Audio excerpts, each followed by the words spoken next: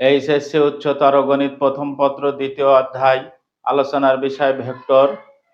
Vector থেকে ইতিমধ্যে আমি 7টি পর্ব নিয়ে আলোচনা করছি। আজকে 8তম পর্ব নিয়ে আলোচনা করব। বোর্ডে আমি 2টি অঙ্ক লিখছি।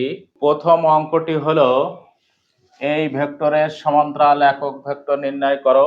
দ্বিতীয় অঙ্কটি হলো এ ভেক্টর সমান এত, বি ভেক্টর সমান এত হলে এ ভেক্টর ও বি ভেক্টরের লব্ধি ভেক্টরের সমান্তরাল একক ভেক্টর নির্ণয় করো। প্রথম অঙ্কের সমাধান। অতএব এই ভেক্টরের সমান্তরাল একক ভেক্টর সমান ভেক্টর বাই ভেক্টরের মান। একক ভেক্টরের সংজ্ঞা থেকে আমরা জানি যে ভেক্টরের মান শূন্যের সমান নয় সেই ভেক্টরের একক ভেক্টর হলো ভেক্টর বাই ভেক্টরের মান।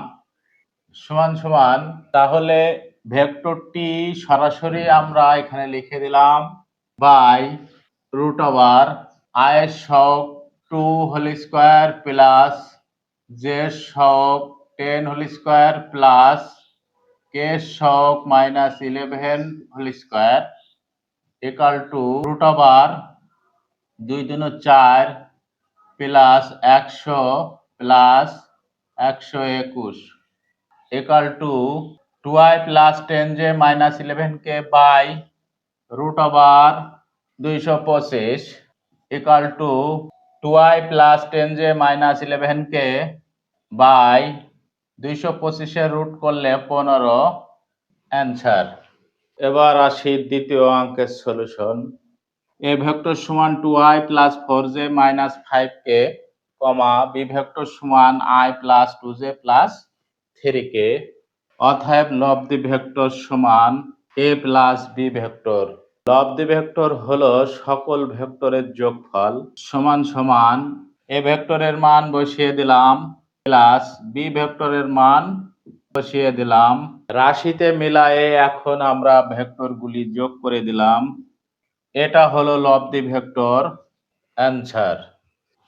অতএব সমান্তরাল একক ভেক্টর সমান ভেক্টর বাই ভেক্টরের মান।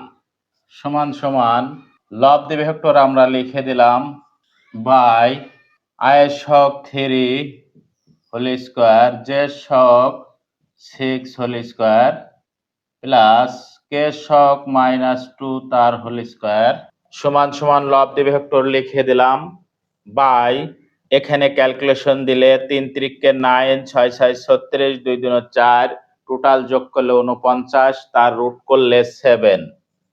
এটা হলো সমান্তরাল একক ভেক্টর, অ্যান্সার।